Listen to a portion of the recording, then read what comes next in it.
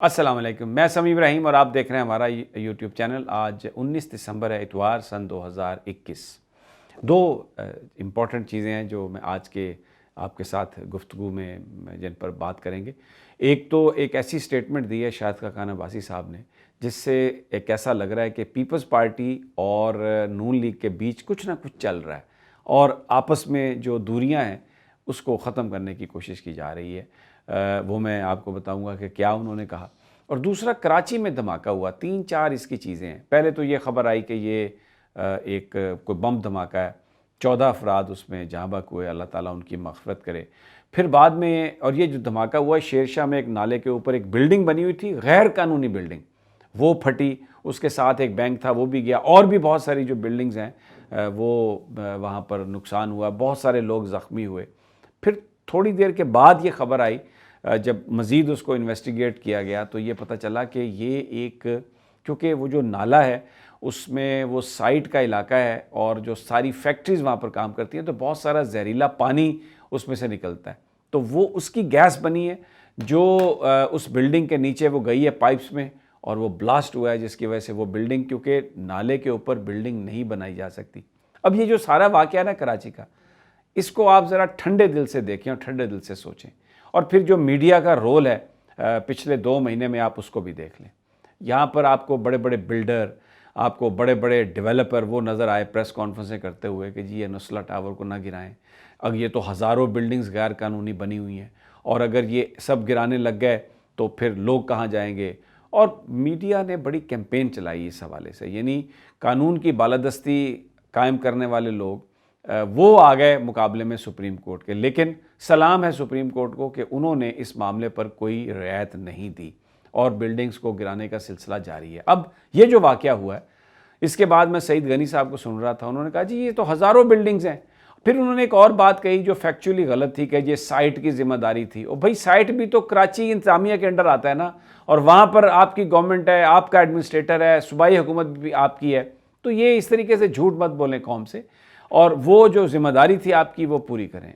लेकिन आज के इस जो धमाके ने ये बात साबित की है कि सुप्रीम कोर्ट जो नालों के ऊपर से बिल्डिंग्स को हटा रही है, ये बहुत सही फैसला है। हज़ारों बिल्डिंग्स हों, सैकड़ों बिल्डिंग्स हों, सबको गिराना पड़ेगा। और आज जिस बात का मैं जिक्र कर रहा हूँ जो मज़ीद ज़्यादा अफसोसनाक है, एक बहुत अच्छे एक MNA कराची से नौजवान जो हैं आलमगीर, अभी PTI से उनका ताल्लुक़ है, लेकिन PTI ज्वाइन करने से पहले उनकी तंजीम थी फिक्स इट, और उन्होंने बहुत काम किया। वज़ीर आला हाउस के सामने गंद के ढेर भी लगा दिए, सिर्फ ये हाईलाइट करने के लिए कि शहर में कितनी गलाजत है, तो आप इसको सफाई करें। बहुत अच्छा उन्होंने काम किया। और एक अफसोसनाक खबर ये आई कि उनके वालिद साहब जो हैं वो भी इस हादसे में, इस धमाके में, वो भी अल्लाह को प्यारे हुए। बड़ा हमें अफसोस है। जहांगीर साहब, जो आलमगीर साहब, एक बहुत ही अच्छे इंसान हैं, लेकिन आप ये देखें कि उस नाजायज़ जगह पर उनका शोरूम था, उनका ऑफिस था, वो जो नाजायज़ बिल्डिंग्स थी। अब आपको ये अंदाज़ा होगा कि कितने बड़े बड़े लोग जो हैं, यानी ये कल्चर बन चुका है कराची का कि सड़क के ऊपर बिल्डिंग बना लें, नाले के ऊपर बिल्डिंग बना लें, उसको बेच दें। लोग बड़े बड़े समझदार, पढ़े लिखे, इन्फ्लुएंशियल लोग, वो लोग जो तब्दीली की बात करते हैं, जो मामलात को ठीक करने की बात करते हैं, उनकी अपनी फैमिलीज़ इसमें इन्वॉल्व हैं। तो कितना मुश्किल काम होगा अदालतों के लिए कि इतने बासर लोगों के सामने वो ये बात कर रहे हैं, और फिर मीडिया जिस तरह उनके साथ है, जब तक ये तजावज़ात नहीं हटाई जाएंगी, इस बात से कतई नज़र कि ये कब बनी तजावज़ात, उस वक्त तक जो कानून की अमलदारी है वो नहीं हो सकती। और अब सिर्फ इस बुनियाद पर आप किसी को इजाज़त नहीं दे सकते गैर कानूनी काम की कि ये जी बहुत सारे लोगों ने ये कर लिया।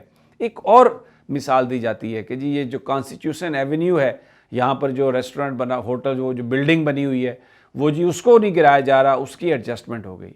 अब इसको आप उससे कंपैरिजन नहीं कर सकते। उसकी वजह क्या है? उसकी वजह ये है कि कराची में अभी भी जो बिल्डिंग तबाह हुई है, ये नाले के ऊपर गैर कानूनी बिल्डिंग थी। कोई ना जगह थी सरकार ने दी, उन्होंने नाले के ऊपर बिल्डिंग बना ली।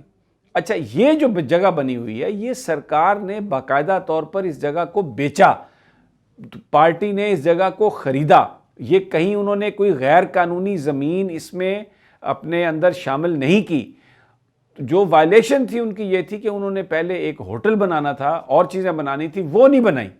تو جناب لیکن یہ اگر آپ کہیں جی نسلا ٹاور والوں نے تو جو شاہراہ قائدین کی جو سڑک ہے سائیڈ سٹریٹ اس پر قبضہ کر لیا، سڑک کو بلاک کر دیا. تو اس کو نسلا ٹاور کو اس کانسٹیٹیوشن ایونیو سے ملا کے یہ کہنا کہ جناب وہاں پر تو آپ نے فائن کر دیا تو یہاں پر بھی آپ فائن کر کے اس کو ریگولرائز کر دیں.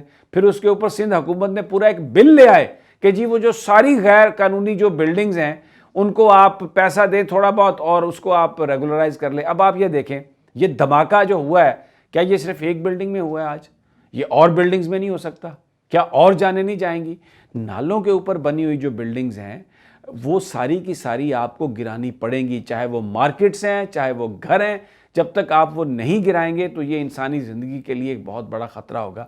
اور پھر کتنا مشکل ہے یہ کام، یہ آپ کو اندازہ ہو گیا ہوگا کہ جو شہر کو فکس کرنے کے لیے ایم این اے نکلے باہر، فکسڈ بڑے پاپولر، ان کے اپنے والد صاحب کا اسی غیر قانونی بلڈنگ میں جگہ تھی اور سامنے انہوں نے پلاٹ بھی بتایا جاتا ہے کہ لیا ہوا ہے. تو پتہ نہیں اور کتنے بااثر لوگوں کی ان ایسی طرح کی بلڈنگز میں جگہ ہیں، تو کون اس کو گرانے دے؟ ایک تو یہ بات. دوسرا جناب پچھلے دنوں جب لاہور کا الیکشن ہوا ضمنی، جس میں پیپلز پارٹی کے امیدوار اسلم گل نے تقریباً 32,000 ووٹ لیے، تو اس پر طلال چودھری نے ایک بڑا سخت بیان دیا اور نون لیگ کی ساری قیادت لاہور کی انہوں نے آگے کہا جی یہ پیسے دیے ہیں اور پیسے لے کے ووٹ خریدے ہیں پاکستان پیپلز پارٹی نے. اور طلال چودھری نے تو جو تقریر کی بڑی ایک بہت ہی ایسی تقریر تھی جس میں ابیوسو لینگویج استعمال کی اور کہا کہ یہ نوٹ ہیں ہم ان کی بتی بنا کے بلاول اور پتہ نہیں کیا کچھ انہوں نے بات کہی. لیکن شاہد خاقان عباسی جو سابق وزیر اعظم ہیں پاکستان کے اور اس وقت اہم ترین وہ پارٹی کے رہنما ہیں، انہوں نے یہ بات کہی ہے کہ طلال چودھری جو ہیں، جب ان سے یہ پوچھا گیا کہ زرداری صاحب کے حوالے سے طلال چودھری نے ایک بڑی سخت بات کی ہے، تو شاہد خاقان عباسی نے یہ کہا کہ طلال چودھری جو ہیں وہ مسلم لیگ نون کو ریپرزینٹ نہیں کرتے، وہ مسلم لیگ نون کے ترجمان نہیں ہیں، وہ مسلم لیگ نون کی کوئی پالیسی بیان نہیں کر رہے، وہ سمپلی ایک لیڈر ہیں، وہ سمپلی ایک ایم این اے اور سابق وزیر. تو اگر انہوں نے کوئی بات کہی ہے تو وہ ان کی ذاتی ایک اپنی رائے ہے.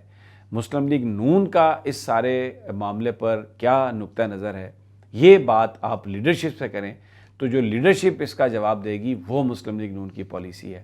اور اس حوالے سے شہباز شریف صاحب کا صرف کتنا بیان آ چکا ہے کہ زرداری صاحب اگر یہ بات، کیونکہ انہوں نے جو بات کی تھی نواز شریف صاحب کے بارے میں کہ دھاندلی جو ہے وہ حلقہ بندیاں تبدیل کی گئیں اور یہ ساری جو ہے نا مسلم لیگ نون نے کی تھی، تو شہباز صاحب کا اتنا صرف بیان آیا تھا کہ اگر زرداری صاحب یہ بیان نہ دیتے تو بہت اچھا تھا، ہمیں ان کے بیان پر افسوس ہوا.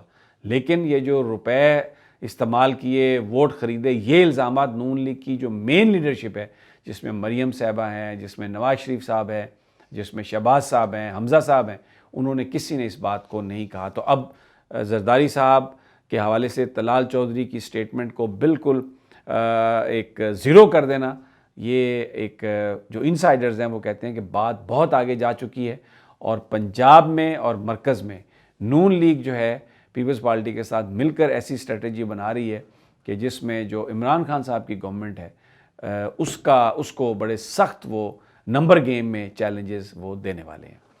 اجازت دیجیے ناظرین، اگلی ویڈیو میں پھر ملاقات ہوگی. اللہ نے